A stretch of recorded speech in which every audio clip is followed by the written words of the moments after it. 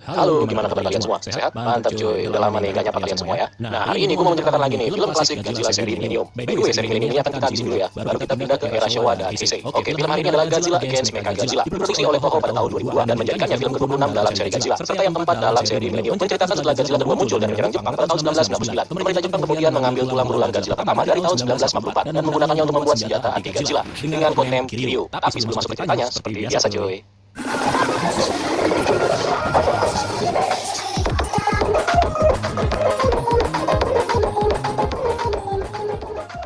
Pada tahun 1999, Godzilla muncul di semenanjung Tateyama. Dan seperti biasa, Doi memporak-porandakan kota. Ada masalah apa sih bang sebenarnya? Setiap muncul pasti ngamuk, setiap datang pasti hancur. Ada masalah apa sih bang? Militer Jepang kemudian merespon kedatangan Godzilla dengan persenjataan mereka. Satu tim khusus lalu dikirim untuk memburu Godzilla. Tim ini dikenal dengan nama AMF, dibentuk tahun 1966 sebagai pasukan taktis untuk mengantisipasi segala bentuk ancaman setiap monster.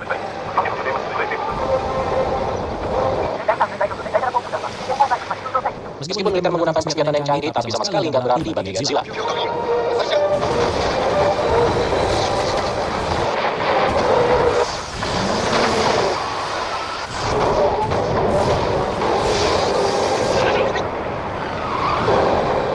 Dalam insiden itu hanya satu pasukan yang berhasil selamat, dan dia bernama Akane. 45 tahun sejak kemunculan Godzilla pertama pada tahun 1994, rupanya monster-monster raksasa juga muncul dan mengagetkan Jepang.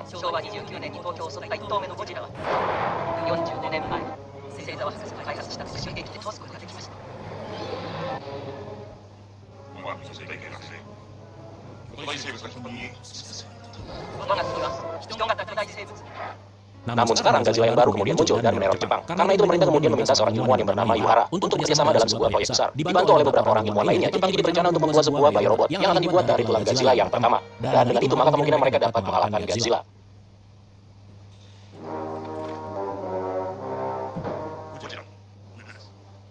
Dengan membawa anaknya yang bernama Sarah, Profesor Yuhara kini tinggal di fasilitas bersama dengan para ilmuwan lainnya. Nah, by the way, Akane, salah satu korban yang selamat dari serangan Godzilla tadi, kini jabatannya telah diturunkan menjadi staf biasa, bukan lagi bagian dari tim khusus. Akane didakwa telah mencelakai teman-temannya akibat terlalu panik saat berhadapan dengan Godzilla. Singkat cerita, 4 tahun berlalu sejak saat itu, dan kini proyek besar untuk membuat senjata anti Godzilla telah selesai. Dan lahirlah Mechagodzilla dengan kode spesifikasi Kiryu. Meskipun ini adalah Mechagodzilla, namun para ilmuwan menyebutnya sebagai Kiryu. Karena pengoperasian Kiryu ini menggunakan pilot, maka si Akane kembali direkrut dalam sebuah tim khusus yang bernama Squadron Kiryu.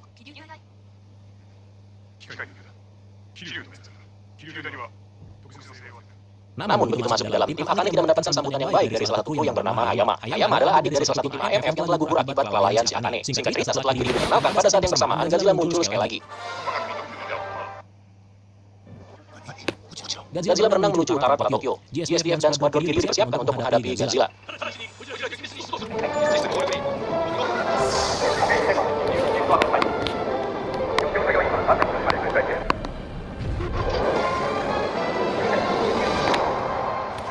Evakuasi besar-besaran pun dilakukan. Godzilla dan Kiryu pun akhirnya saling berhadapan. Ketika Kiryu sudah diturunkan, maka pertarungan mereka segera dimulai.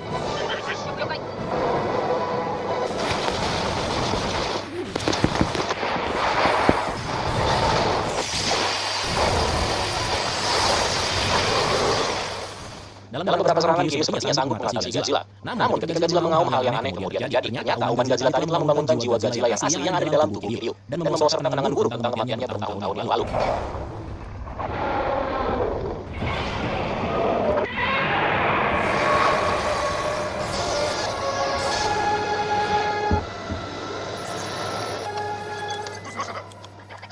Sistem Kiryu pun menjadi error karena jiwa Godzilla yang telah mengambil alih Kiryu. Dan yang lebih anehnya, Godzilla yang ada di depannya sekarang malah pergi meninggalkan Kiryu. Kiryu yang sudah kerasukan setan ini sekarang mulai menghancurkan kota yang ada di sekitarnya. Squadron Kiryu tidak bisa berbuat apa-apa saat robot tersebut mengamuk dan menghancurkan lebih banyak dari apa yang pernah dilakukan oleh Godzilla.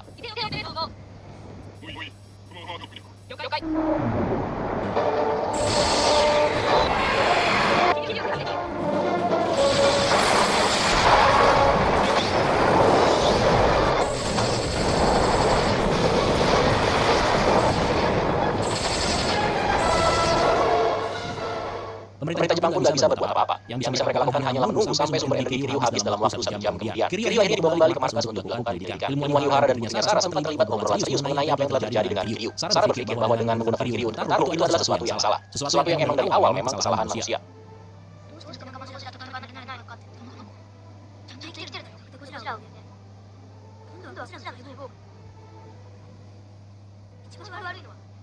Godzilla kemudian muncul sekali lagi di dermaga Shinagawa. GSDF dengan cepat mengirimkan pasukannya untuk menghalau Godzilla.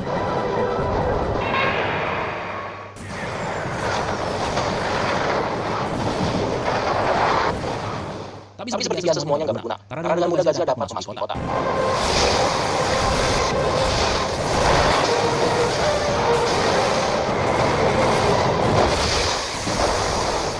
Perdana Menteri Jepang kemudian menyadari betapa mengerikan situasi yang mereka hadapi sekarang. Maka dengan itu dia nggak punya banyak pilihan. Dia mengizinkan Kiryu untuk beroperasi kembali dengan segala konsekuensinya yang akan dia tanggung. Nah, Kiryu yang sudah dirasa aman 100% kemudian dikirimkan untuk melawan Godzilla. Dengan cepat Kiryu tiba tepat di mana Godzilla sedang membakar seluruh kota.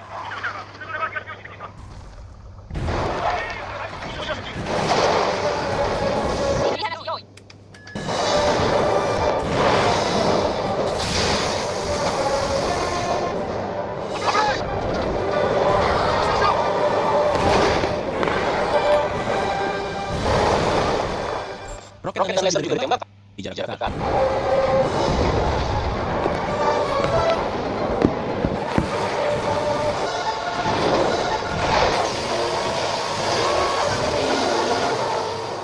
Godzilla berhasil melukai Kiryu dalam sebuah serangan untuk membalas serangan Kiryu.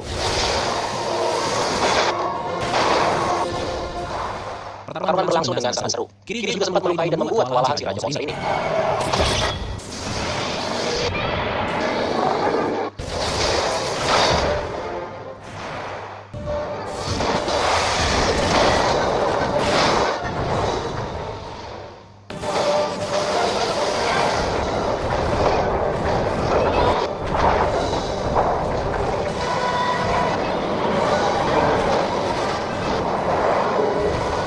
Di saat inilah skuadron Kiryu mempersiapkan senjata pamungkasnya, yaitu meriam Absolute Zero. Tapi sayangnya Kiryu berhasil dijatuhkan sebelum bisa menggunakan serangan tersebut.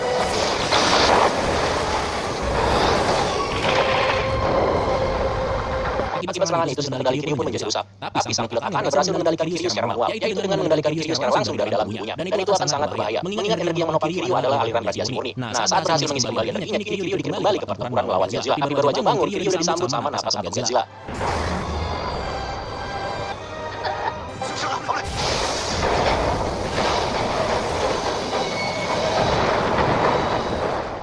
Saat Kiryu bangkit kembali, Akane melihat Hayama yang gagah berani mengorbankan dirinya untuk mencegah Godzilla menggunakan napas atomnya untuk kedua kalinya. Kesempatan itu lalu dimanfaatkan Akane untuk melepaskan meriam Absolute Zero.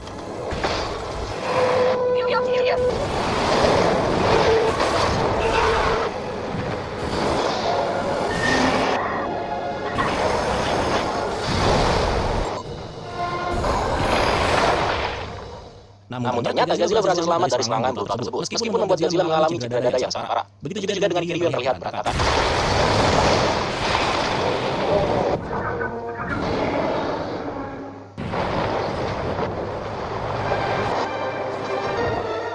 Dan setelah itu Godzilla kembali ke laut. Pihak Jepang kemudian merayakannya meskipun mereka hanya bisa mengusir Godzilla. Dan ceritanya pun tamat cuy.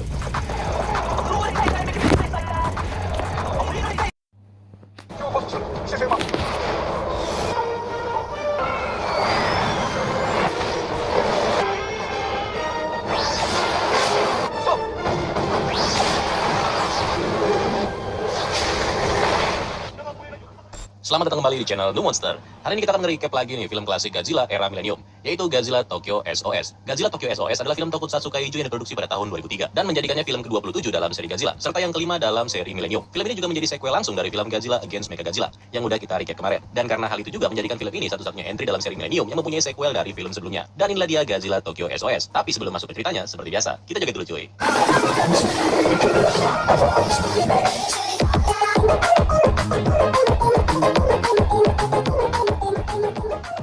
Di bagian awal, kita diperlihatkan dengan penampakan Kiryu dan juga Godzilla yang terbangun dari tidurnya di perairan laut dalam. 1 tahun berselang setelah pertempuran epik antara Godzilla dan Kiryu, pangkat mengirimkan 2 jet tempur F-15 untuk menyelidikinya. Ketika diselidiki, ternyata benar bagian mencurigakan tersebut adalah kaiju dengan raksasa yang bernama Mothra. Maksud dari kemunculan Mothra adalah untuk mengantarkan Soubijin untuk bertemu dengan seseorang yang bernama Shinichi Chujo. By the way, Chujo adalah seorang ilmuwan yang dulunya pernah menyelamatkan kedua Soubijin ini dari tangan pengusaha jahat yang bernama Clark Nelson pada tahun 1961, atau yang ada di dalam film Mothra tahun 1961. Selain Chujo, ada juga keponakannya yang bernama Yoshihito dan juga cucunya yang bernama Sun, yang kebetulan juga ada di sini. Tujuan si kembar datang kemari adalah untuk memberitahu Chujo bahwa pemerintah Jepang telah salah membuat senjata menggunakan sisa tulang berulang Godzilla pertama, dan karena itu pihak Jepang harus mengembalikan tulang tersebut ke lautan. Jika Jepang menolak, maka Mothra dengan terpaksa menyatakan perang perang melawan kemanusiaan. Mereka juga meyakinkan Jujo bahwa jika tulang Godzilla pertama dikembalikan ke laut, maka Mothra lah yang akan membela Jepang dari serangan Godzilla yang lain. Setelah itu, Sobijin dan Mothra kemudian pergi meninggalkan keluarga Jujo. Sementara itu di markasnya proses perbaikan pada Kiryu hampir selesai, dan seluruh komponen yang rusak akibat pertarungan sebelumnya melawan Godzilla diharapkan akan segera siap untuk menghadapi Godzilla jika saja si Raja Monster muncul kembali. By the way, Yoshito keponakannya Jujo tadi bekerja di tempat ini sebagai teknisi cuy. Nah, beberapa orang dari para anggota pasukan Kiryu rencananya akan dikirimkan ke Amerika Serikat untuk proses pelatihan. Di sini Yoshito secara nggak sengaja bertemu dengan mantan pilot Kiryu yaitu Akane. Akane sekarang sudah menjadi salah satu perwira dan karena itu dia sudah tidak lagi menjadi pilot dari Kiryu. Yoshito dan Akane kemudian terlibat dalam sebuah perbincangan di mana Akane menyatakan bahwa dia merasa kasihan dengan Kiryu. Akane merasa kalau sebenarnya Kiryu tidak ingin melawan Godzilla.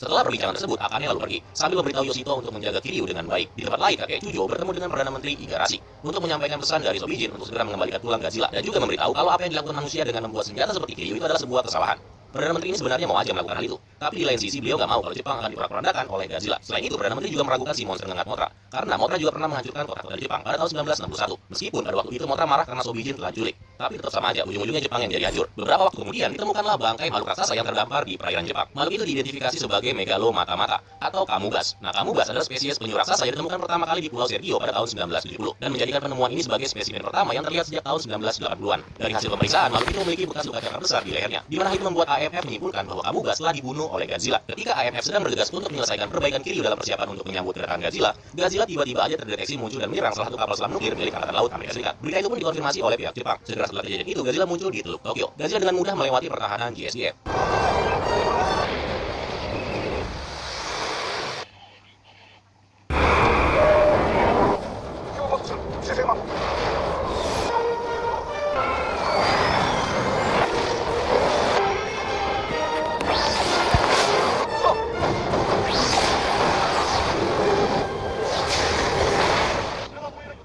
Berbagai persenjataan juga dikerahkan sampai-sampai Kiryu yang belum 100% siap ini juga dipercepat. Bahkan jika harus beraksi tanpa senjata pamungkasnya yaitu Absolute Zero.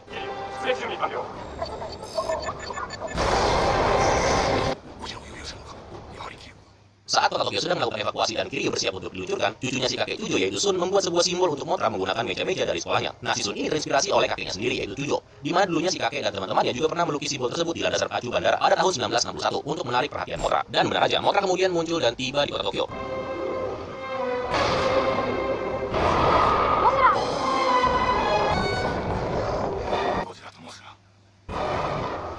Saat Mothra menyerang Godzilla, Mothra mampu mengimbangi Godzilla untuk sementara waktu. Tetapi Godzilla pada akhirnya berhasil mengalahkan Mothra.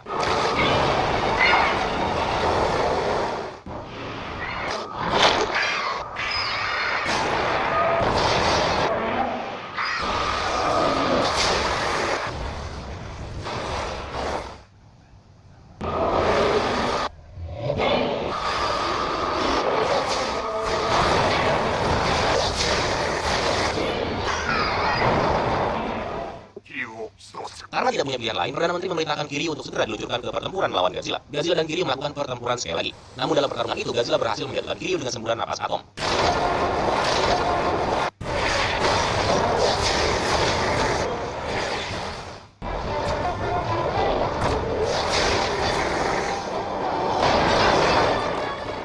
Sementara itu di Pulau Imago, dua larva Mothra kembar menetas dari telurnya. Dua larva ini merespon panggilan ibunya yang sedang bertarung melawan Godzilla. Dengan cepat mereka berenang ke Tokyo untuk membantu ibu mereka melawan Godzilla. Dua larva Mothra ini sampai bertepatan dengan Godzilla yang berhasil menjatuhkan Kiryu sekali lagi. Ketika Godzilla melihat larva kembar, dia langsung menembakkan napas atomnya. Sampai pada suatu momen di mana Mothra mengorbankan hidupnya demi menyelamatkan kedua anaknya.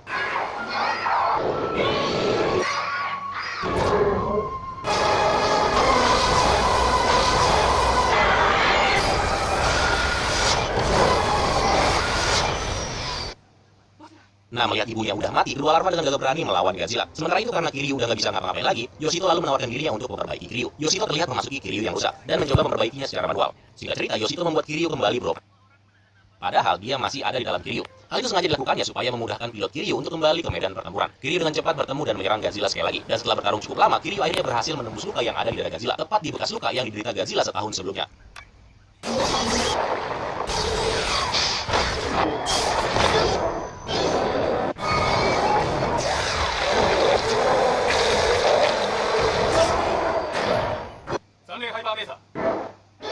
Setelah itu itu Kiryu kemudian menembakkan sinar Hypermeser ke luka yang terbuka tersebut dan menyebabkan Godzilla mengaum kesakitan. Larva Mothra kemudian menutupi Godzilla dengan anyaman sutra dan membuatnya tidak bisa bergerak. AMF lalu memerintahkan Kiryu untuk menghabisi Godzilla untuk selamanya. Tetapi tiba-tiba aja roh Godzilla pertama bangkit kembali dan mengambil kendali Kiryu. Nah, roh Godzilla menganggap daripada membunuh sesama jenisnya, lebih baik dia memilih untuk membawa Godzilla ke laut dan tenggelam bersamanya ke dalam palung Jepang.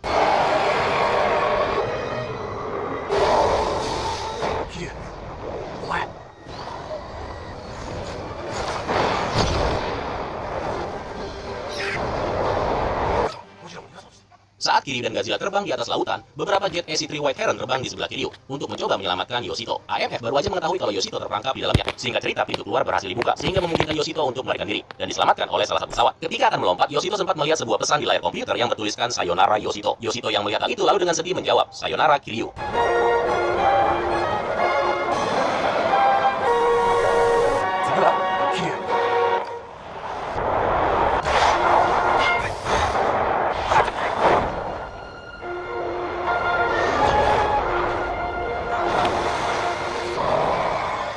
Kedua monster itu tenggelam ke dalam laut sampai pihak Jepang mengkonfirmasi kalau